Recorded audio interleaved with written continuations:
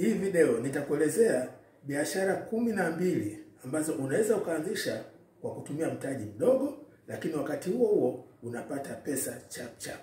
Kaa nami mpaka mwisho uone hizo biashara.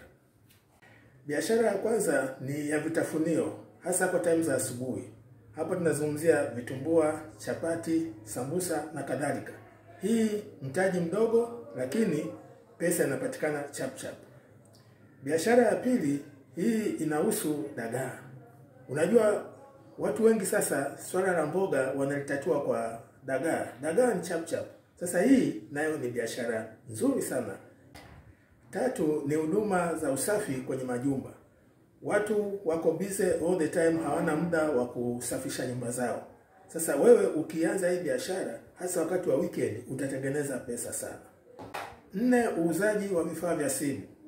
Vitu kama screen protector, cover za simu, lakini hata charger, hivi vitu vinatafutwa sana.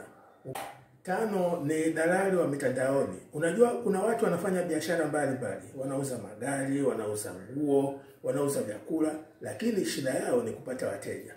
Sasa wewe kama ukiwa uko sharp, unaweza kutumia hiyo nafasi kutafuta wateja na kuwapelekea hawa watu. Ndio maana tunasema ni dalali wa mitandaoni.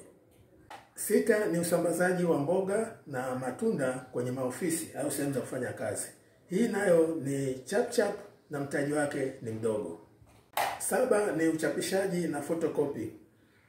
Karibu na mashule au vyuo au hata kwenye mahospitali, huduma za stationery zinahitajika sana. Kwa hiyo wewe unaweza ukaifanya hii chap chap na ukaifanya kama wakala. Wenye maduka makubwa ya stationery wewe ukawatafutia wateja.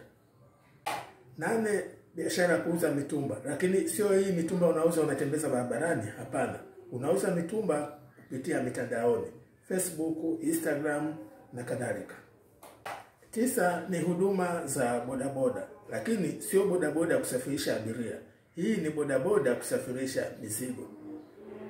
10 ni ukarabati wa vifaa vya kielektroniki hata au vya umeme. Kwenye majumba watu wanaharibikiwa. Refrigerator, pressure cooker, mbalimbali. Sasa wewe ukiwa una ufundi hapo unatengeneza pesa kweli kweli. 12 ni kuuza juisi za asili. Watu wako conscious sana na mambo ya afya. Kwa hiyo ukitengeneza juisi vizuri za matunda, hii ni biashara kweli kweli.